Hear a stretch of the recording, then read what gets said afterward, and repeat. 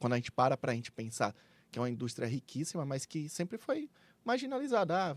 Ninguém nasce e fala assim, eu vou querer ser cobrador. Hoje mesmo eu tava falando, meu filho vai fazer entrevista numa empresa de cobrança, né? Aí eu falei pra ele, vá preparado para que você passe e para que você execute lá, mas que esteja disposto a aprender. Então, poxa, eu já fui cobrador. Ele falou, mas será que eu vou conseguir, pai? Eu falei assim, lá você vai aprender a se comunicar, né? Então, e aí a gente entra naquela questão. Quando você foi lá, a gente já estava vendo uma reportagem esses dias, que essa geração agora, os pais estão levando o filho para entrevista para saber se o cara vai ou não. Essa geração mais nova, né? E a característica do call center é justamente essa, de trazer as novas gerações para o mercado de trabalho e já sente na ponta.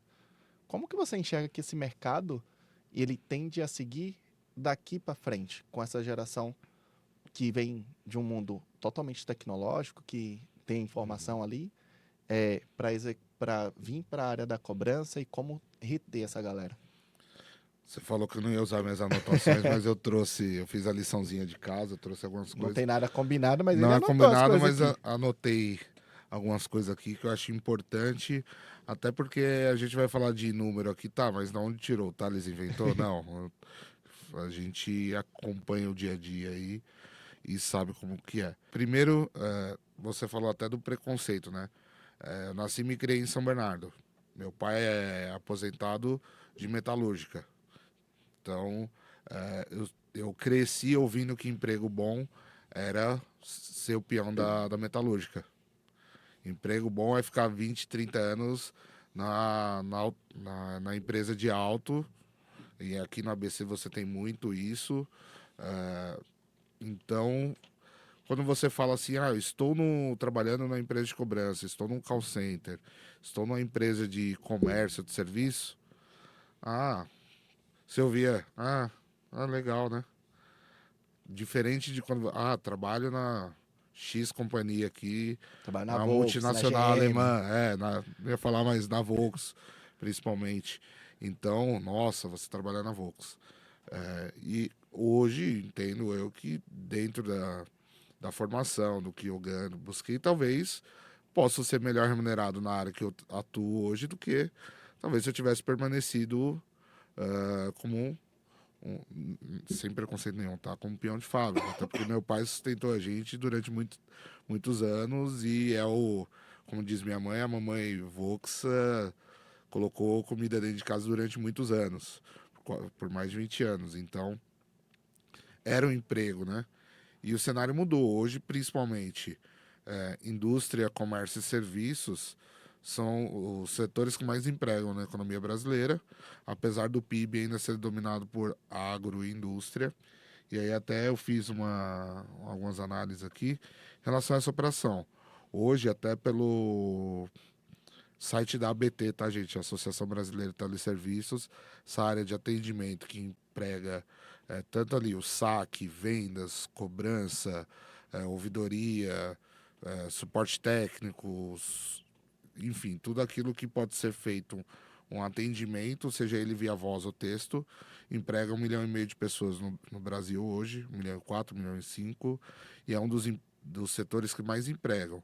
Isso que a gente ainda tem muita gente, muita empresa, principalmente ali a advocacia, que faz cobrança, tem ali uma cobrança extrajudicial, tem equipes internas, mas que não entra nessa estatística. Sim. Então, vou arredondar que essa área de atendimento somada com cobrança aí deve aproximadamente empregar 2 milhões de pessoas no Brasil. A gente está falando aí de 2% da população economicamente ativa, que é de cerca de 105 milhões de pessoas no Brasil. Metade da população é considerada economicamente ativa hoje. Então, você tem emprego, você emprega cerca de 1,5 milhão a 2 milhões. Só que eu vejo muito esse cenário do emprego por causa dessa geração, principalmente aqui em São Paulo, que a gente tem uma geração altamente tecnológica, com a necessidade muito. Eles têm uma velocidade diferente, principalmente devido à internet, a internet das coisas, geração 5G, geração que já nasce touch, né? Já Sim. nasce ali com as telas. eles têm uma velocidade muito grande. E aqui em São Paulo você está vendo, é, até a gente brinca essa questão do Faria Limer, mas querendo ou não, Faria Limer trabalha na área financeira, de alto valor agregado, um cara que para estar nessa área precisa de uma ou duas formações, e o emprego ali, primeiro emprego, o emprego de ensino médio, está ficando marginalizado, Sim, principalmente o primeiro emprego. E aí o jovem já quer sair com 18 anos da escola, achando que vai para a bolsa de valores, para empresa de investimento, ganhar rios de dinheiro, porque ele precisa ostentar nessa geração ostentação, sim, precisa ir pro baile final de semana para comprar o combão ali de vodka, enfim. E essa galera não tem esse apego tão grande. Só que a gente tem um Brasil muito grande, muito plural assim. E quando você vai para os rincões aí do Brasil, você conhece o Nordeste, eu tenho meu sogro no interior do Nordeste, você vê muita oportunidade. Então, por exemplo, hoje eu trabalho trabalho no UOL, eu contrato, sou responsável por gestão de empresa de cobrança, então eu preciso estar próximo dos meus fornecedores e entender como que está a operação, como que está a geração que está vindo ali, quais são as dificuldades deles em contratar. E a gente começou a fazer um mapeamento, eu particularmente, não é o Thales trabalhando, é o Thales aqui que está vendo o mercado.